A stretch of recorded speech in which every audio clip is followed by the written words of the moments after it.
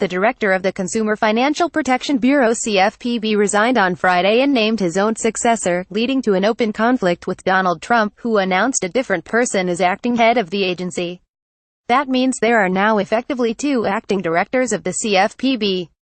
Typically, an acting director position would be filled according to the Federal Vacancies Reform Act (FVRA) of 1998. But along with his resignation, Richard Cordray elevated Leandra English, the agency's chief of staff, to be deputy director.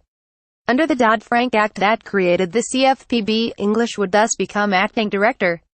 Cordray, a Democrat and Barack Obama appointee, cited the law when he promoted English, a longtime ally. Within a few hours, Trump announced his own acting director Mick Mulvaney, currently director of the Office of Management and Budget. The former congressman, a right-wing budget hawk, had widely been expected to be Trump's temporary pick for the Bureau until a permanent one could be found. Mulvaney is a longtime critic of the CFPB and has wanted the agency's authority significantly curtailed. The difference between English and Mulvaney running the agency would be significant.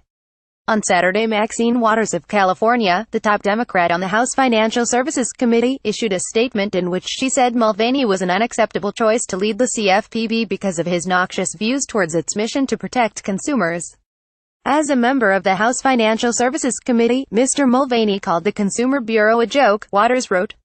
He was also the original co-sponsor of a bill to completely eliminate the Consumer Bureau, and supported other legislation to harm roll back Wall Street reform.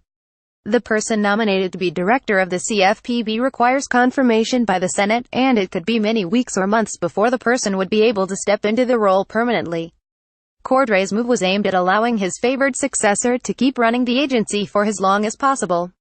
On Saturday, senior Trump administration officials said they expected no trouble when Mulvaney shows up for work on Monday. Speaking on condition of anonymity to discuss the White House's thinking, the official said Trump's appointment was a routine move under the FVRA. One official described Cordray's move as designed to provoke a legal battle. Cordray announced earlier in November that he would resign by the end of the month.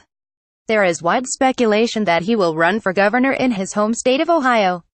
The CFPB was created as part of laws passed following the 2008 financial crisis and subsequent recession.